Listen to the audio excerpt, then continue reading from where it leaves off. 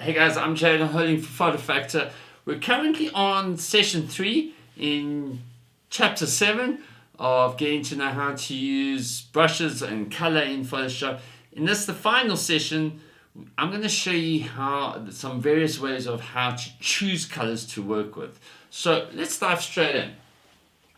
And so we have this image here of Claire Dupree. Thanks, Claire, for letting us make use of this image. The primary way in which one would be making a choice of color is to head on over down here, as we saw in the previous tutorial, the foreground color selection over here.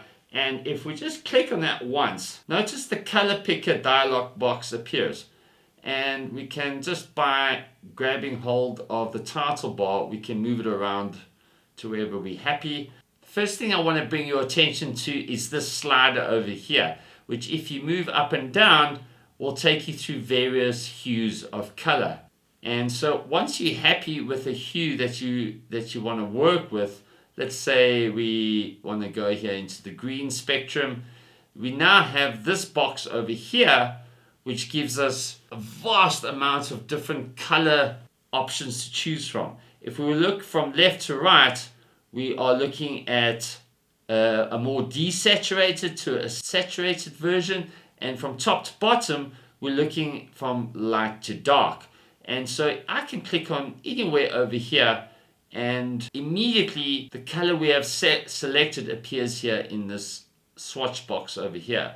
Below it is the previous color that was selected. There's a whole bunch of other information here, which I'm not going to fuss with too much right now, but for example, somebody might give you the very specific color values of a specific color that you need to work with, and you can punch these in here either as CMYK values or RGB values, but that's something we'll explore in a future more advanced tutorial. And so once we're happy, we can click on OK, and I just want you to keep your eye on the foreground swatches over here. Once I click on OK, notice that green we selected has now become the foreground color that we have set. And if we're now on the brush tool and we start brushing, that green has now become available to us. So that's the first way we can choose color. I'm going to hit Command Z on my Mac keyboard, Control Z if you're working on a Windows keyboard, just to undo that step.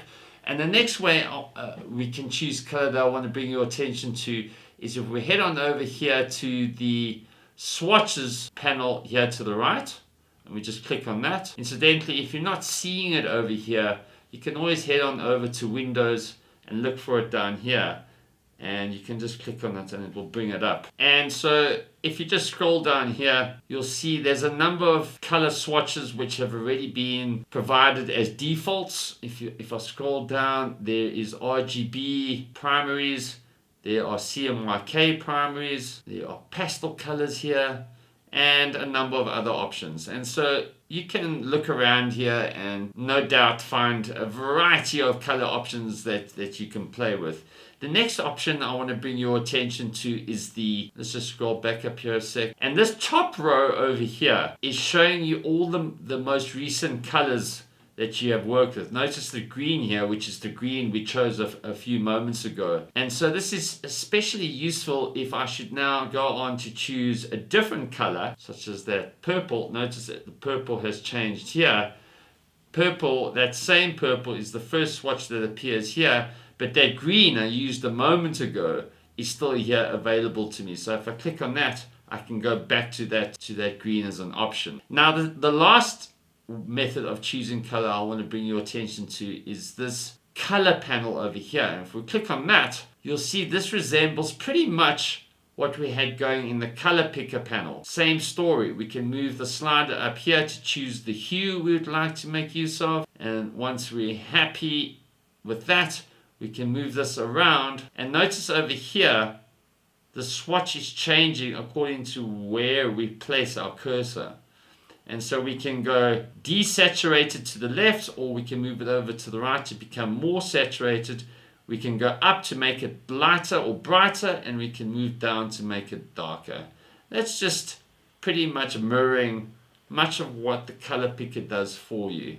Let's pick this blue over here. And notice it has shown up here, but as well as here in the foreground color little icon over here.